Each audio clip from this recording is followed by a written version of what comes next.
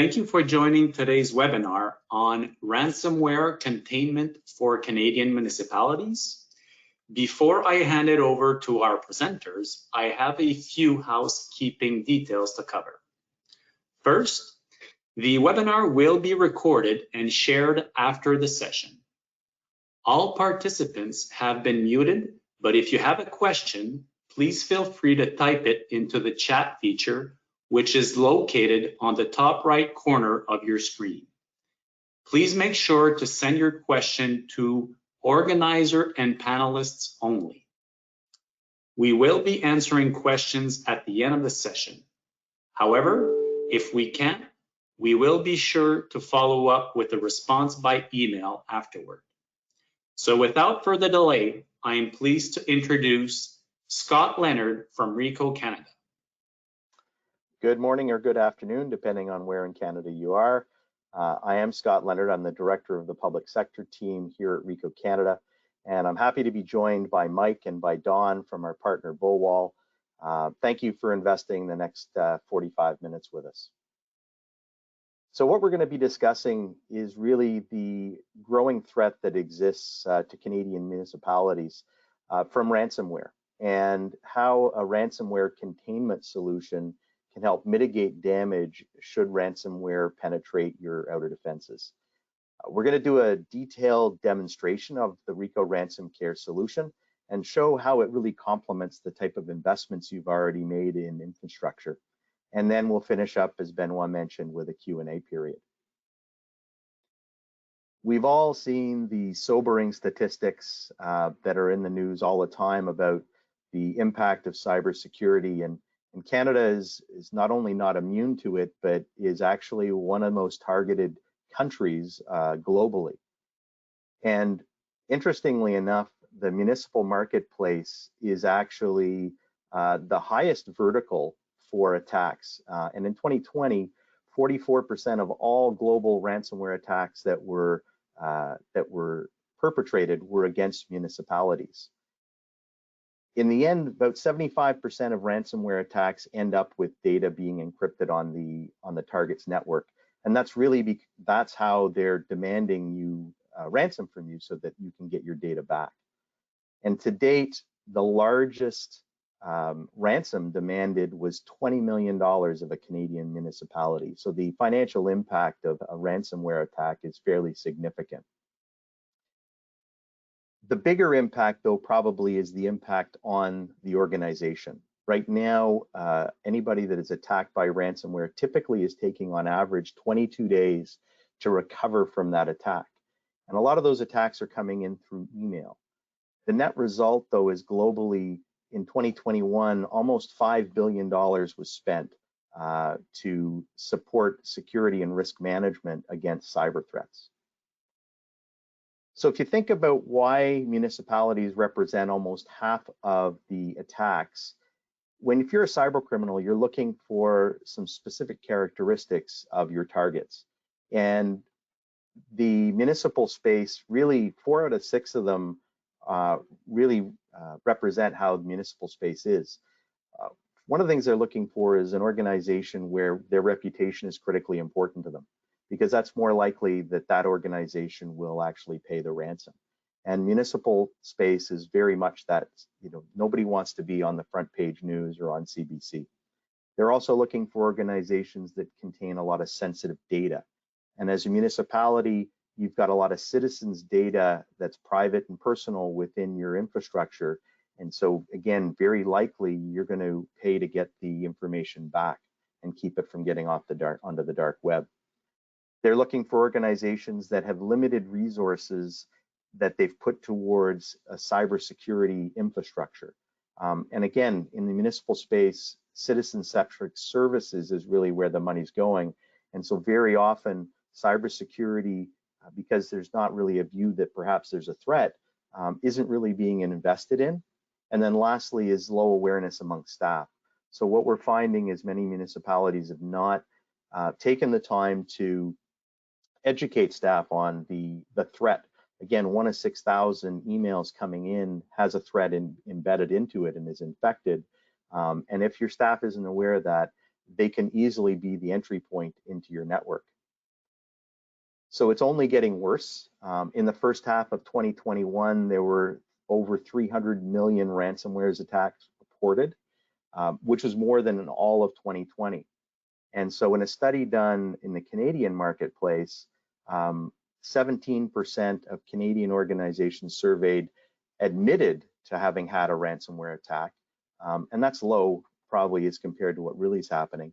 And 68% of Canadian organizations expect to be a victim of ransomware.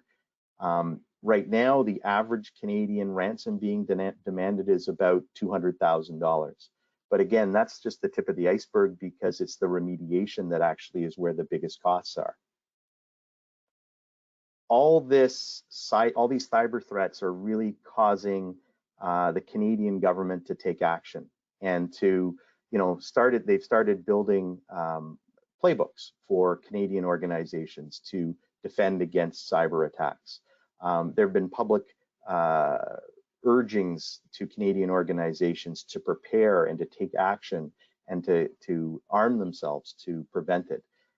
We're constantly seeing potential threats being advertised, and most recently, the Canadian government has put in a cybersecurity bill, and it's there to design to have a mandatory requirement of reporting of ransomware and other attacks on infrastructure, because today it's really voluntary, and so the size of the threat is actually much higher than we all know about.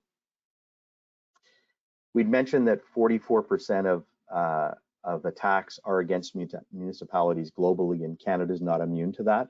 And it's happening at all sizes of municipalities, whether you're a small town like Clarence Rockland, just outside Ottawa, where I'm based, or whether it's the city of Quebec and everything in between. They are being targeted, and they're being targeted for those 4 reasons that I talked about earlier. The prioritization of funding is not towards cyber threats, but more towards citizen-centric delivery of services. And again, their municipalities are more likely to pay ransoms to keep themselves out of the news and to keep citizen information protected. So how can you address that? There's really 3 steps in addressing the risk associated with cyber threats. The first is awareness, then there's prevention, and then lastly is mitigation. And it really takes a strategy where you've got all 3 components to make this work. From an awareness perspective, it starts with a security assessment, understanding what you're doing well, understanding where the gaps are, and Ricoh IT services can definitely help with those. The next is employee cybersecurity training. As I mentioned, 1 out of 6,000 emails contains a threat. And if your employees are not aware of how to avoid allowing a ransomware attack penetrate the network, then they become really a risk factor. So you start with awareness, then there's prevention. That's probably where most of the money is being spent today. Whether it's endpoint protection with things like antivirus, network security with firewalls, access control, those kinds of things, or investing in expert management, managing the threat and constantly monitoring the threat. That's probably where most of the efforts are being put. With ransomware, it's not really a question of will you get attacked and will it get through. It's really about when. And that's where the last step becomes important, the mitigation piece, because once ransomware gets through the awareness and prevention layers, you now need to deal with it. And how are you going to deal with it? So that's what RansomCare is. Ricoh RansomCare is your last line of defense. And it's a way to fight ransomware once it's inside your network, once it's penetrated your defenses. And that's what we're going to show you today. I'll do an analogy. As you're building a municipal building within your organization, we're all concerned about fire, right? And the impact that fire could have if your municipal office burned down. I mean, the kind of records that it would take with it would be phenomenal. So, we do fireproof construction. We make sure we have fireproof doors, and we put smoke detectors in, and we put fire extinguishers in, and we do security training to make sure that nobody's going to do something that would cause a fire and needlessly damage the information that sits within your municipality. But we also go further than that, further than the awareness and prevention, and you put remediation in place, and that's a sprinkler system, right? You put a sprinkler system in place so that, you know, should a fire ever break out, it minimizes the damage within your organization. And that's really what RansomCare is. RansomCare is the sprinkler. It's what prevents the fire or the ransomware from actually expanding within within your network. So with that, I'm going to turn it over to Mike, and Mike will take it over from here. So Mike, I'm passing you the ball.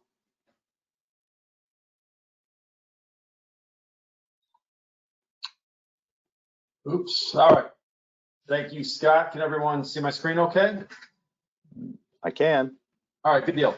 So like Scott mentioned, and just we discussed a few statistics, just to provide a few more. There are about 8,000 ransomware attacks per day, one every 11 seconds. That's up nearly 150%. So if you think about it, if 44% are related to municipalities, about one in every 5 seconds, right, is targeted at them. These ransomware gangs now have HR departments. They have ransomware as a service where criminals don't have to be expert hackers. They can essentially rent the best tools, target the easiest, largest ransoms possible. And those, unfortunately, are most of the time targeted towards a municipality.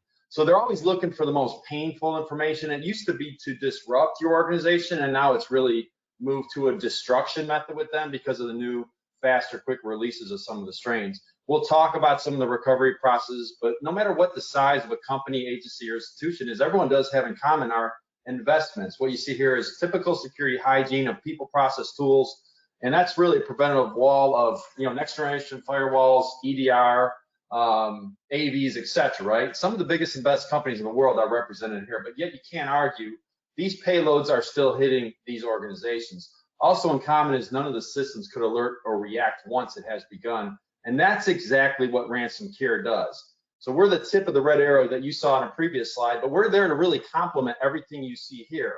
For your worst day, your worst case, when something has gotten through and impacted your system. So framing it back to security technology, acting as a complement to all the other tools you've invested in. Here's the geographical breakdown of our RansomCare environment. Each have unique investments, endpoint protections. Let's call this the first line of defense, but all have recognized the need for what we call RansomCare, and we discuss that as the last line of defense, and that's actually to protect your data.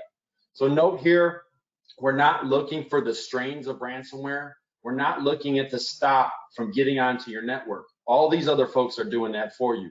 What we do is look for the purpose of it, and that's to destroy your data, and we're going to stop that very quickly.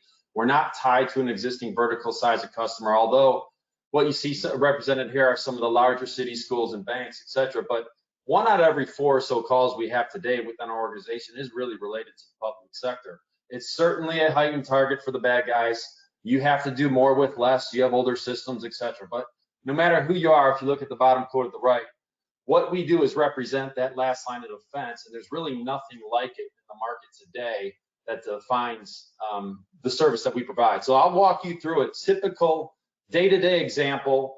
You're going to have perimeter protections, you're going to have email scanners, corporate firewalls, file web gateways, etc. Their basic duty is to catch as much malware as possible. Behind that, you're going to have endpoints, right? Sometimes 2 or 3 of those things doing the very same thing. And now you got other devices like mobile and IoT, and they're certainly used to start a ransomware attack now as well.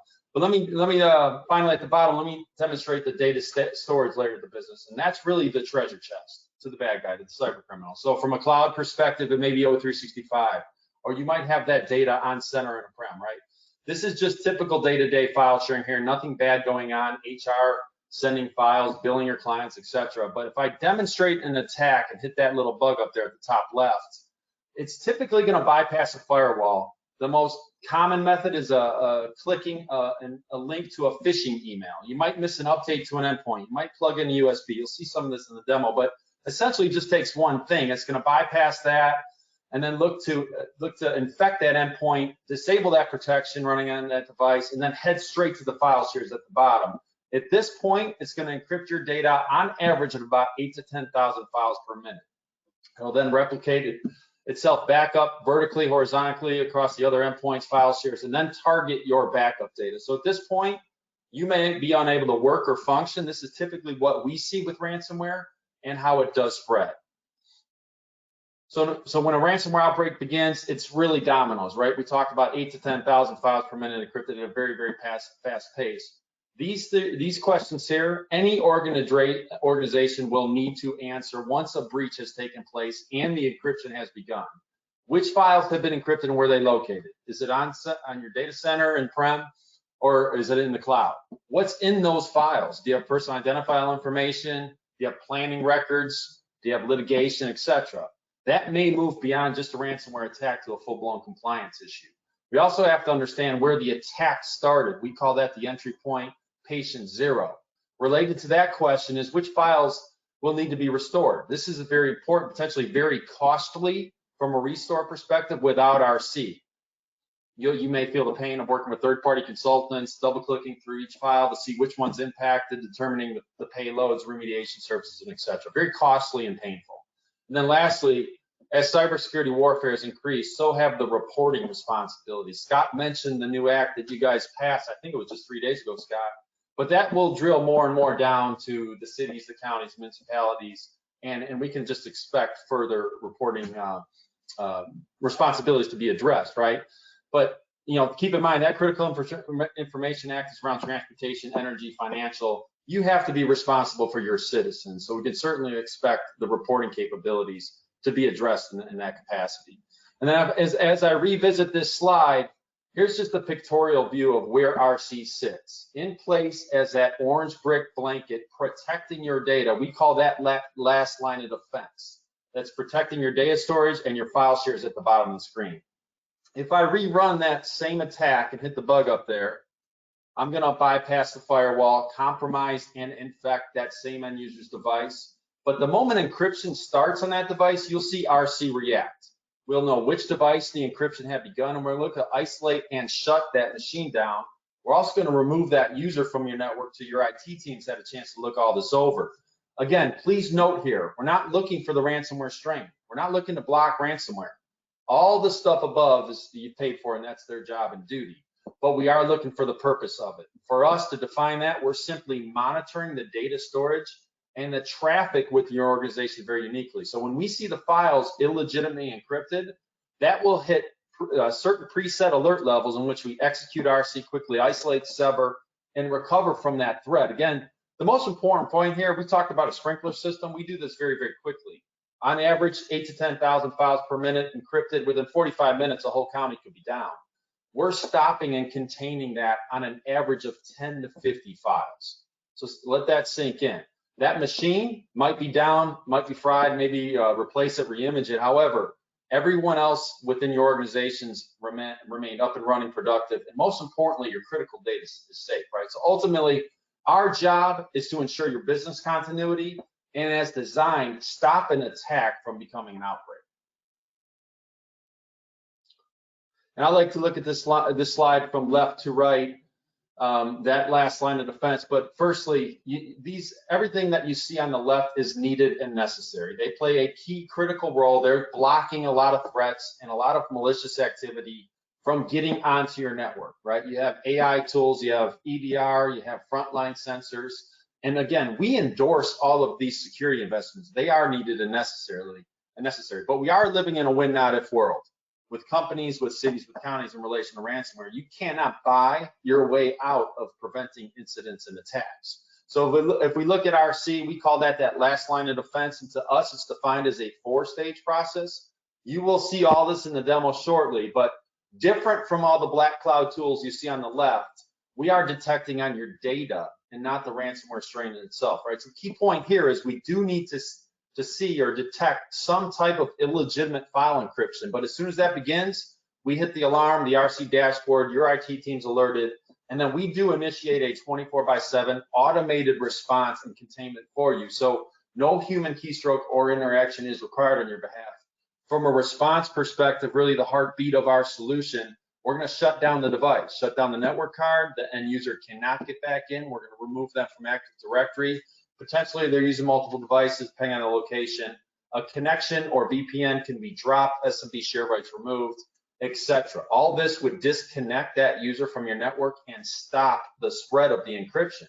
From a recovery perspective, since we are looking for some encryption and not the strain of ransomware, on average, about 10 to 50 files might be lost before we do shut down that device. But here's what we do know: which files have been accessed and encrypted. So when we recover a 100% accurate list of all those files that need to be restored, we can export that by a CSV, link them to your backup tools of choice, etc. We talked about reporting and some of the urgency here. We do that for you. And this is a painful exercise that we provide 95% pre-built. You just fill in a summary field. But after that incident has been stopped, we provide a customized report for you. So any of the encrypted data contains sensitive information.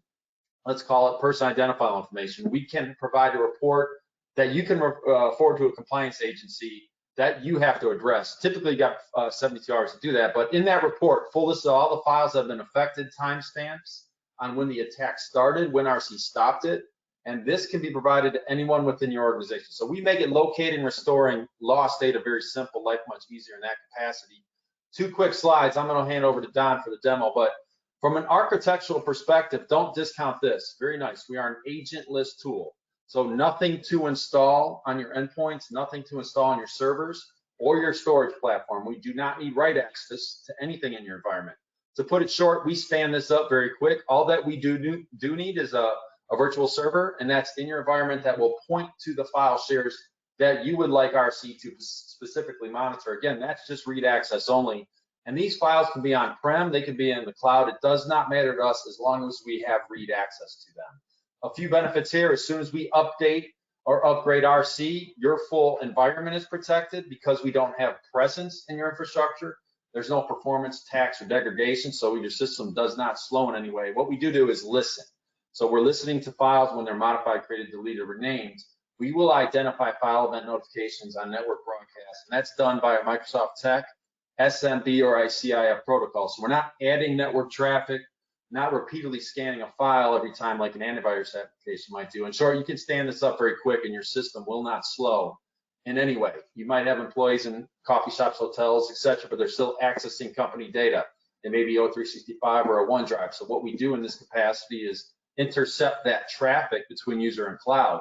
That means if an attack takes place on a remote user, we're going to look to isolate them, disable them from Active Directory. Maybe they're using Azure at the same time, revoke their tokens, have their SMB share rights removed, which means that user and that end device are then isolated, right? Same with the VPN connection. That could be severed. That user will be disabled from Active Directory. That device may continue to be encrypted, but what the important point here is they're not after the device, right?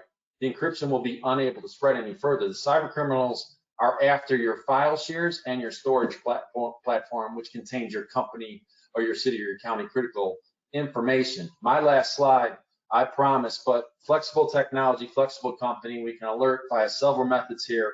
Ultimately, though, no matter where you're located, you'll know what's happening. So keep in mind, it is 24/7. It's 3 a.m., you're sleeping, we're gonna work on your behalf. When you wake up, you'll see an alert. And in that alert, we'll tell you which user initiated it and which files were encrypted. So we will show you exactly what you were hit with. We do have two-way API RESTful capabilities and can integrate with many of the solutions that you see here on the right. So if you have a SIEM, a SOC, a NAC, we can certainly feed our alert up and through them so you get a single pane of glass to manage your security platform. And with that, I am going to change the presenter to Don McCraw, who is our SC. He's going to walk you through the tool to give you a look-see and feel of the capabilities. And this is real live ransomware that he's going to control here. It's not a canned demonstration.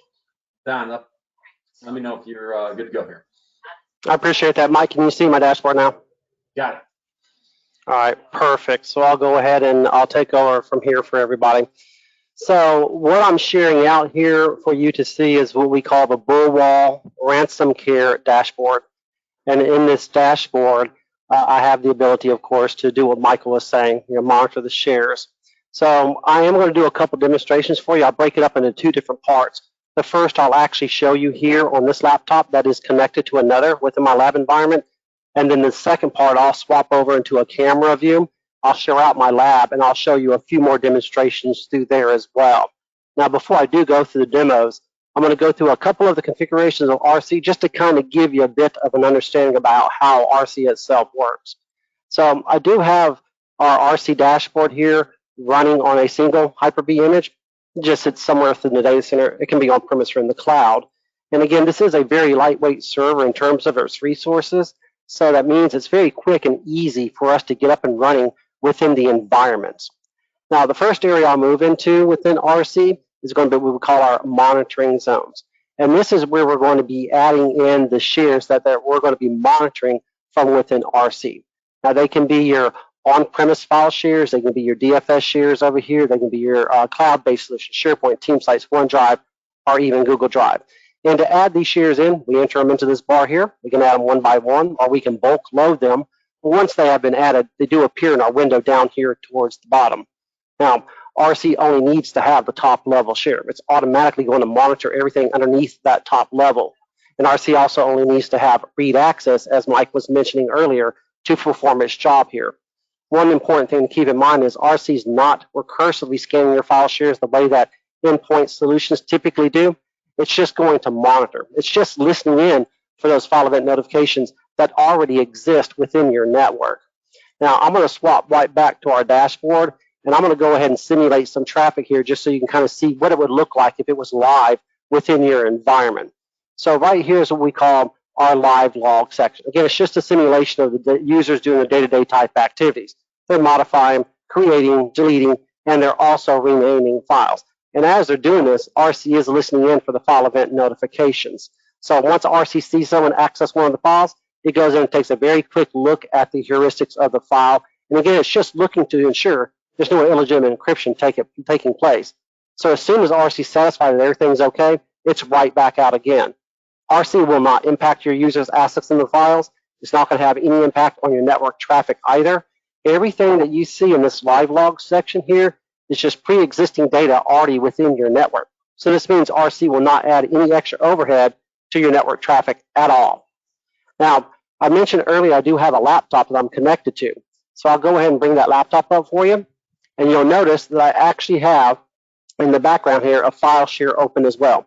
RC is monitoring that file share. So anything I do, modify, create, rename, delete a file, RC is going to take a look at it just to ensure there's no illegitimate activity and encryption happening. I'll go ahead and open up one of these files so you guys can see. I do have some data in here, just one of the images that we had in our presentation. But if I take this file and I try to rename this extension, and I'm going to give it a known bad extension called lockbit, we'll see how RC picks up on that. So I'm just going to rename it again to a lockbit. I'm not actually encrypting it or anything like that, just giving it a rename just to see how RC is going to pick up on this. So if I go ahead and tell it yes, make the change for me, we'll see in the background, RC has already picked that up for us rather quickly. Now you can see our alert status here, it has already gone up to 25%. And we can come down and take a look at the breakdown of what has happened. RC is telling us that it's a known bad extension that's come in. It tells us what user, John Doe, is my user that created this. And I can actually see the on-prem server he's connected to. Now, if I come over here to my event log, I have a little bit more detail as well. Again, it's a known bad extension. It's my John Doe user. And I actually have the full path of where this file is located and what it was renamed to. Now, RC is not going to take any additional steps at this time because it's just one file. But if I did see 4 or 5 or 6 of these files come in rapid succession, we would begin to shut the user down, isolate them, and remove them from the network. But since it's only one, it just gives the IT staff a chance to go have a conversation with the user and ask them, hey, what's going on? You also might notice that our alert status is starting to drop down, and that's simply because we have no more coming in. If I did have a number of files coming in rapid succession, our alert status would start to jump up until we hit 100% here as well. Now, what I'm going to do is I'll reset my dashboard real quick. I still have the traffic coming in here, but I'll swap back over to that same laptop again. Now, this time on this laptop, I do have an application that has ransomware that we have collected over time. Now, this is real live ransomware. It will deliver its payload. We have cleaned it up just a little bit. It's not going to go where I don't want it to go, and the worming capabilities have been removed. You know, for the demo here, I'm going to run one called DMA Locker. It's been around since about 2016, 2017, pretty devastating. It does encrypt up to 10,000 files per minute. This one also does not change the extensions of the file. It only changes the heuristics of the file itself. What I want to be able to do here is show you, of course, what is the difference between me renaming a single file and how RC picks that up versus what actually happens when rapid encryption does kick in. Now, I'll stay on this laptop for as long as I can so you guys can see everything that's taking place. However, I also ask that you kind of watch in the background as RC begins to see this attack come in and how it responds to it. So I'll go ahead and scroll down to the very bottom down here and just initiate the attack. If I come up to the top, we'll see the encryption kicking in. RC is already beginning to see that information in the background, and it is picking it up rather quickly here. I don't know if you guys can hear that, but there is an actual alarm that goes off like it would in your data center to draw your eyes to that attention. And you can also see that PC is right now in the process of being shut down. So I'm going to go ahead and I'm just going to mute my mic just for right now on that one. And we've come back over to our dashboard, and you can actually see a few things that happen here. So our alert status is now hit 100%. Again, we do have a siren that goes off in the background, like a World War II siren that you actually hear. And then right before we swapped over, you guys saw that PC was in the process of being shut down. Now, also, if I go into Active Directory here and just hit a refresh real quick, we can see that our John Doe user, he's been disabled within Active Directory as well. I do need him later, so I'm just going to re-enable his account for the time being. But this just shows you, these are just two of the isolation steps that we can carry out into response of an alert like this. There's a number of isolation steps that we can use. We're not limited by any means here. The ones that we share with all of our customers are predefined PowerShell script, but anything that can be scripted with PowerShell, we can use it also as an isolation step. But Mike also mentioned we do have that two-way RESTful API. So that means we also have the ability to integrate into existing solutions that you may have that you might want to use as an isolation step as well. So we can take a look at the breakdown again. It's mismatch heuristics we picked up on. It's still our John Doe user. I can see the server he's connected to. If I come over and I take a look in our event log, there's a few things I can see. One, some of the PowerShell scripts we used in the background that actually shut the user down and isolated them. And two, I can actually see the files that were being encrypted that generated my alert and helped me get up to 100% here. Now, the way the RC works, as Mike mentioned, we do need to see a small amount of encryption before RC will react. But again, our reaction time is so fast that the number of files that are usually impacted, it's kept to a minimum. And that's anywhere between 10 to maybe 50 files. With the breakdown looking here, we know our John Doe user here, he's going to experience a bit of downtime, right? He has been isolated. He also has encrypted data on that device. But the worst case scenario is the device might need to be replaced or re-imaged. But the rest of the users, maybe more important, the rest of your data within your environment, it's very much intact and it is up and running. And that is the continuity that RC gives us here. It does allow us to isolate this troublesome user, or if you're being attacked by multiple at the same time, we isolate them all at the same exact time while everybody else within your environment, they're up and running, and it is business as usual for them. Now, I'm going to swap over to that last phase that Mike was talking about called recover. And then here you can actually see this is the alert that came in. So I'm going to go ahead and hit show files here. And over here you can see we have 490 files. Well, that's not how many were encrypted, but that's how many were in play across the network and the user base at the time of the attack. But remember, I do know it was John Doe that actually initiated my attack. So if I do a sort or a filter on John, I can see I only have 27 files here. So if I click on my little checkbox here, I have a few options now. One, I can export this into a CSV so we can go and recover those 27 files for the user, help get them up and running as quickly as possible. But maybe you had a breach, right? Maybe you had PII information that was leaked out that you have to report to whatever governing body. Maybe your C-level would like to see this information. For each and every attack that you receive like this, you also have a minor incident report that is generated as well.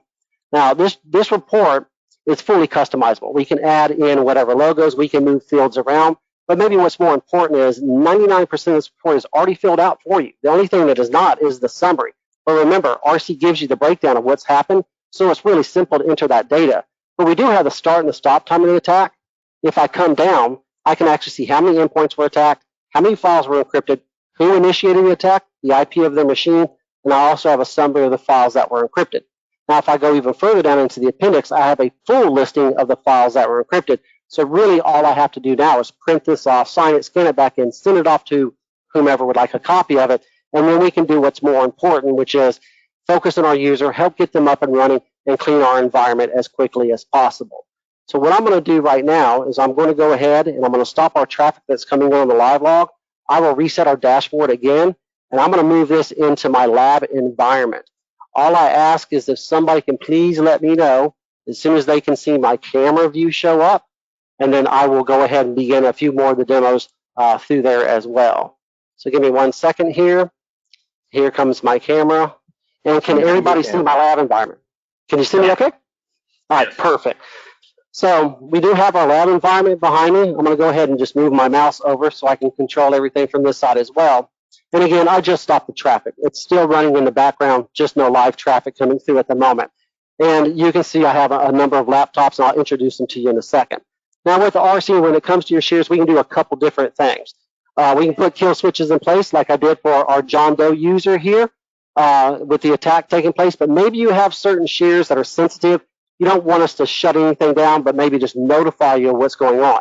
Our solution, we can customize it for you and make sure we meet your needs when it comes to that.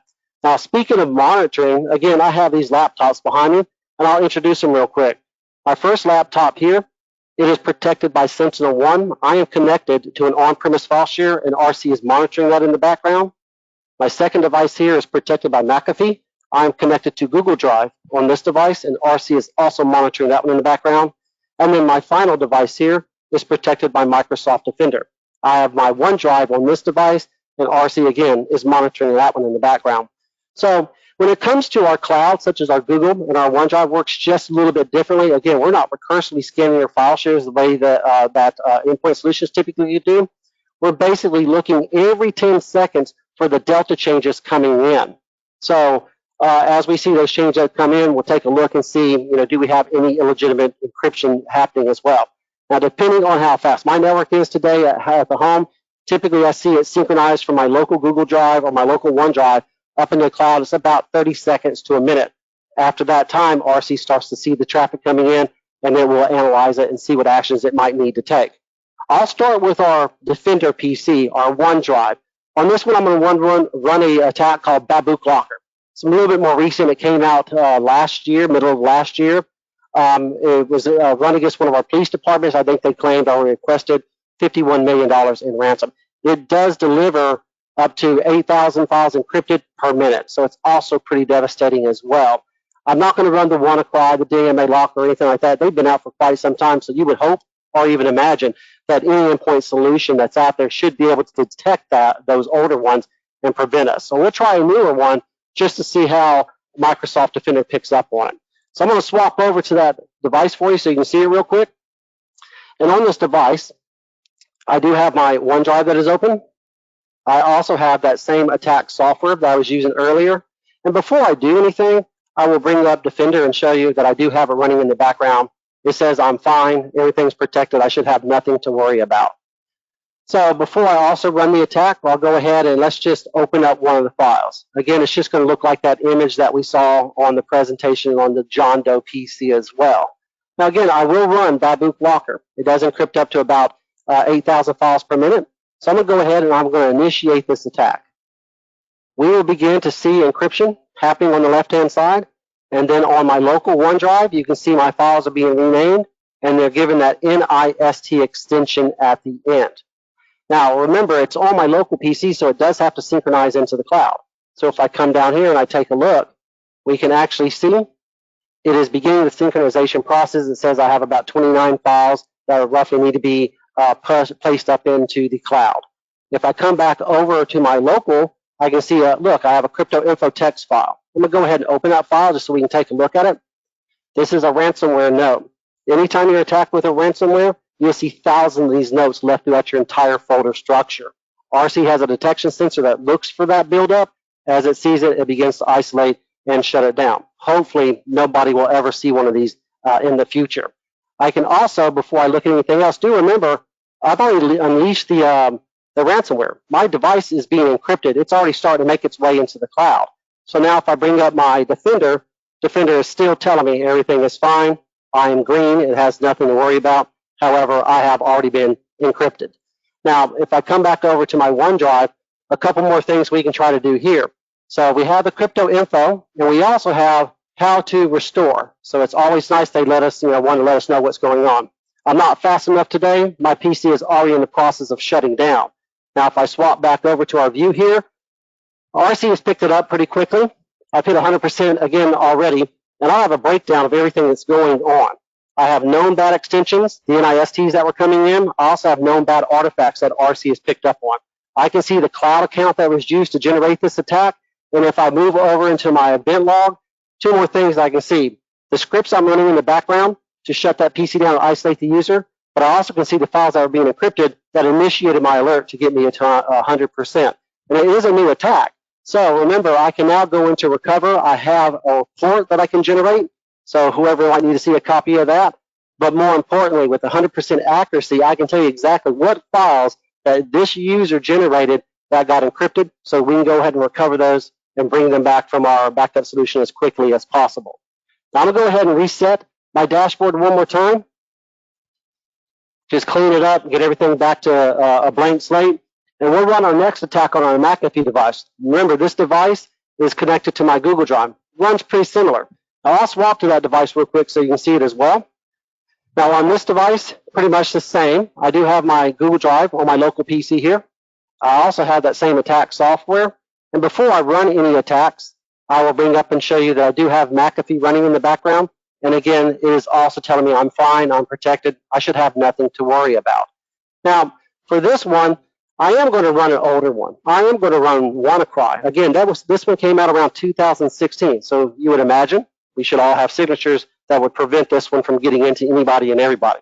So with this attack, I'm going to run the WannaCry, and we'll see how everything takes place. It does take, again, between 30 seconds and maybe 45 seconds before it actually starts to synchronize up. Once RC sees the synchronization taking place, it looks for the delta changes to see if it needs to respond to anything. So I'm going to go ahead and initiate our attack on this device. On the left-hand side, we'll begin to see encryption beginning. If you look over to our Google Drive over here, our files are now being renamed, and they'll be given the WannaCry extension that's associated with this attack. So right before I go and check anything else, remember it does have to synchronize from my local Google into the cloud. So if I come down here and click on that, you can see that synchronization process is already underway. Now do keep in mind, I just initiated the attack. My local hard drive is already being encrypted. Now it's making its way into the cloud, into the Google. If I come down here and take a look at McAfee, McAfee is still telling me everything is fine. I should have nothing to worry about. Now what I will also do is come back behind the screens here, and we can take a look at some of our files. Again, we have another crypto info that's been left behind. If I open that crypto info up, again, it's just a ransomware note, and you'll see thousands of these left throughout each and every one of your folder structures. They're at least nice enough to let us know that they've hit us, okay? So I'll try to go ahead and move over and see if we can open up. And again, I'm not fast enough. RC's already picked that up. That PC's in the process of being shut down. If I swap back to our dashboard, our alert status has already hit 100%. And if I look at the breakdown one more time, I have known bad extensions, the .WannaCries that came in this time. I can see my cloud account that was used to generate this attack. And if I come over and look at my event log, I can see the PowerShell scripts that shut it down, as well as the files that are being encrypted. And again, it is a brand new attack. So if I go to recover, I have a report I can generate, but I can also identify exactly what files have been encrypted by this user, and we can go and recover them rather quickly and help get this user back up and running as fast as possible. So what I'm going to do now is I'm going to go ahead and get ready. I'm going to reset our dashboard, and I'm going to run our last attack in just a moment on our Sentinel-1 device. And this one's going to be just a little bit different because I'm actually going to run it with a cable instead of actually using the software that you're seeing me run in the background, the attack software. So let me go ahead and reset it real quick. I'm just trying to make sure that it's finished bringing everything in from that Google attack that we just did. All right, so this attack again, I'm going to run with this cable. Looks like your standard iPhone charging cable, and pretty much it is. The only thing that has is a sticker on it that keeps anybody from taking it from me. But what's more unique is there's a chip at this end that our criminals have the ability to program. They can do pretty much anything they want to. More often than not, what we're seeing is they're putting keyboard loggers on here. So when you plug it in, it tracks your keyboard strokes and they steal your credentials that way.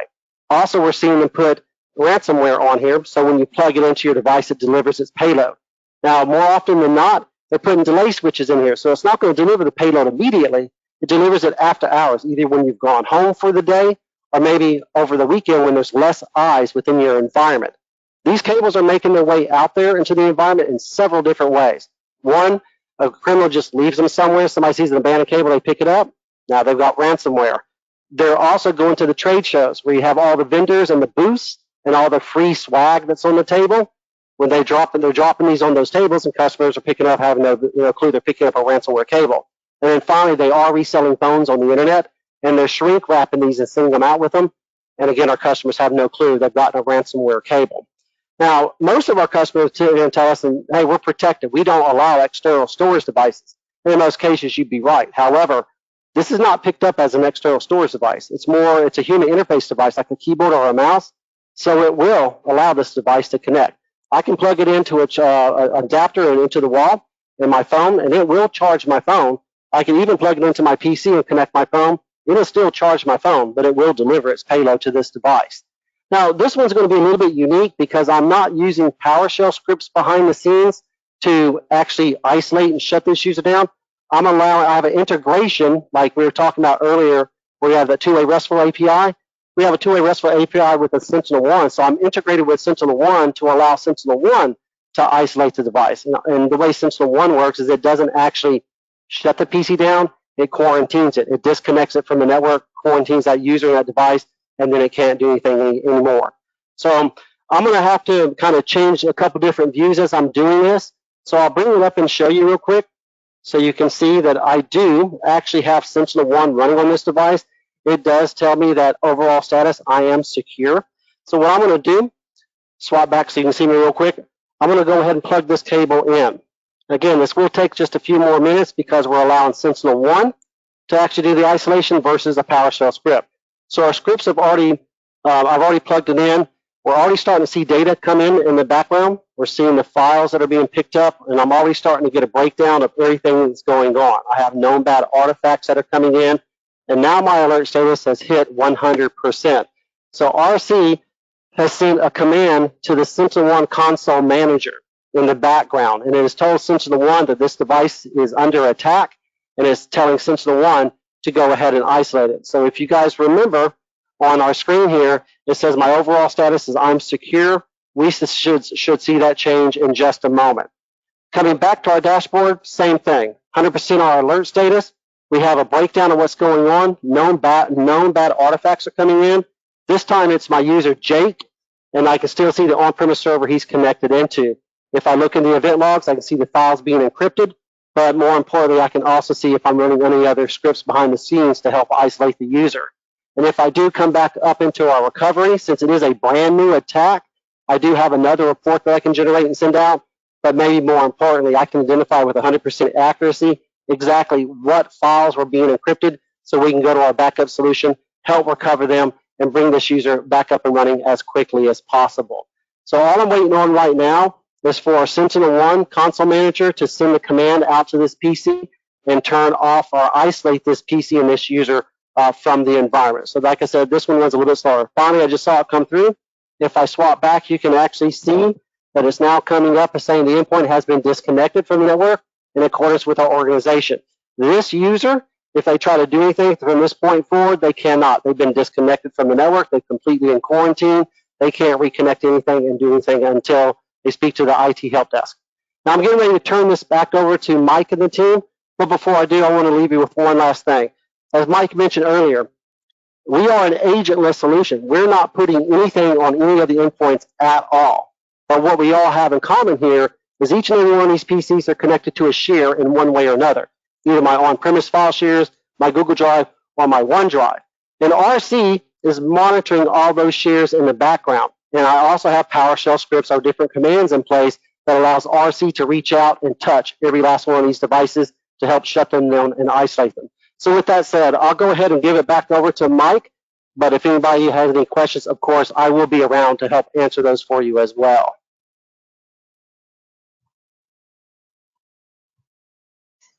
Much appreciated, Don. Mike, I'm going to give it back to you, right? So here it comes. And just let me know when everyone can see the screen. We can see it. Really quickly, I want to be respectful of time for everybody on the call. This information is on our website. It's a cost for downtime. If you just average in the factors, you can input the information specific to your municipality, right? So you can kind of get and determine what cost of downtime is specific to your environment. We have several examples there, but on average, 1,000 employee organization might cost you $250,000 per day in terms of productivity and reputational loss of billing, et cetera, right? So there's other factors minus the cost of the employee. There's reputation, there's billing, there's, you're getting your roads up to date, right? Getting your recreation centers up and running. And there's a huge impact beyond just what you see in the news. And we deal with organizations that do suffer a lot of pain in these capacities. So we'd like to spend some time to share it with you. At this point, well, I'm going to finish it up, Damon. If you like what you've heard, you like what you've seen, you want to explore it a little bit further, please reach out to us through Ricoh. But the next logical step here for us is to schedule an assessment test specific to your environment. So it's about 30 to 45 minutes of prerequisite work. We'll get a test client up, get some access to your organization, but we will spend about 2 hours on the day we have scheduled. And in that time, we're going to run real ransomware in your environment. Don't be scared. It's pointed. It's very controlled. It's very safe. We're taking out worming capabilities, but you will see your system react to ransomware strains in itself, right? So we'll run 4 tests with your systems in place and 4 tests with your systems and RC in place. And then from there, you can report on that activity, share with your executive team and so forth. So it's a very powerful exercise. It's a free tabletop exercise. I'd certainly recommend it, but if you have questions, reach out to Ricoh and we can go from there. Scott, at this point, I want to turn it back over to you, and I do want to thank everybody for their time today. Yeah, thank you very much. Benoit, we've run out of time, but do we have some questions that maybe some people wanted to hear answers to? No, we currently don't have any questions in the chat. Okay. Well, thanks again. If there are any questions, by all means, feel free to reach back out to us. And thanks very much to everybody for taking the time to listen in on what we had to say. Yeah, thank you everyone for attending. One of our representatives will be in contact shortly to assist you with further information and next steps. Have a great day.